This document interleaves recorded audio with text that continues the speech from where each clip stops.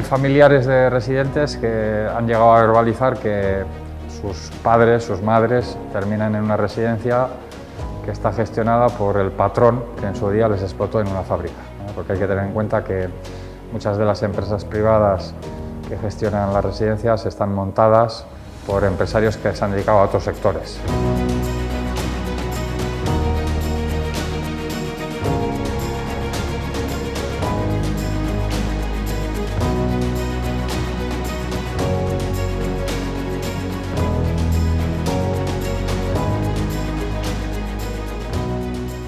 Bueno, pues a nivel estatal hay grandes fortunas, también fondos buitre con sede en paraíso fiscal, y en el sector de Nafarroa y Euskadi hay grandes grupos que operan a nivel europeo y que tienen mucho peso, los que tienen mayor peso en el Estado español también están implantados en Euskadi y Nafarroa, pero luego hay operadores locales que han sacado beneficio al proceso de la privatización del sector, y dentro de estos operadores locales, pues por ejemplo en el caso de Euskadi, pues hay muchos operadores locales que tienen conexiones con excargos de la casta política en el oasis vasco, y en Nafarroa son pequeños operadores que conforman el 50% de las plazas residenciales en Nafarroa, y luego hay otra gran patronal a la que se le han integrado las que se dicen instituciones sin ánimo de lucro, eso de sin ánimo de lucro habría que ponerlo entre comillas, y en Nafarroa esas dos patronales son las que abarcan el principal mercado, un negocio que algunos cifran que rondaría entre 100 millones de euros al año, teniendo en cuenta que en Nafarroa hay 71 residencias y solo 2 son públicas. En el caso de Euskadi, de las poco más de 300 residencias que hay en Euskadi, el 90% son privadas, y de esas poco más de 300 residencias que hay en Euskadi, más de 70 están vinculadas directamente a empresas creadas o dirigidas por excargos de la política en Euskadi. Los cuidados profesionalizados están en manos de empresas de gestión privada que priorizan el beneficio económico sobre el cuidado de las personas. Y es imprescindible darle la vuelta para avanzar hacia un modelo público, gratuito y universal de los cuidados. ¡Menos beneficios y más personal! Primero, en el libro yo recojo cuál ha sido el proceso de privatización del sector. O bien son de titularidad pública, pero gestionadas por empresas privadas,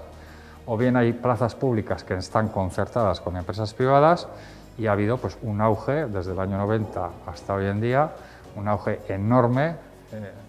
del 300-400% del sector privado en las residencias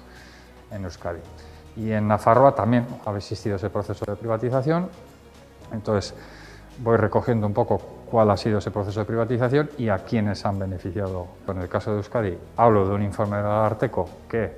habla de los peligros de la penetración de la iniciativa privada en el sector público,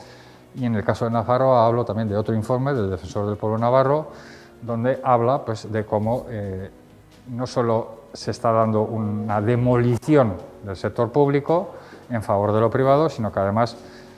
esa demolición del sector público cuenta con financiación pública para la iniciativa privada. A nadie se le escapa que la mayoría son mujeres, que es un sector feminizado. Por comparar el sector de la limpieza viaria, es un sector muy masculinizado, y el sector de los cuidados es un sector muy feminizado. La brecha salarial entre ambos es terrible, y probablemente si el sector de los cuidados estuviera masculinizado, pues estas huelgas maratonianas hubieran terminado mucho antes. Luego hay que tener en cuenta que la patronal está representada en su gran mayoría por hombres. Es decir, estas mujeres que están en huelga les toca negociar en la mesa de negociaciones con hombres. Hombres que pues, no tienen escrúpulos en espetarles en las reuniones, pues a ver si quieren cobrar más que los maridos, que por sus cojones van a trabajar, etcétera, etcétera. Que se negocien las condiciones laborales dignas, en el marco de un convenio colectivo para las más de 4.500 trabajadoras navarras repartidas en más de 70 centros de la comunidad foral.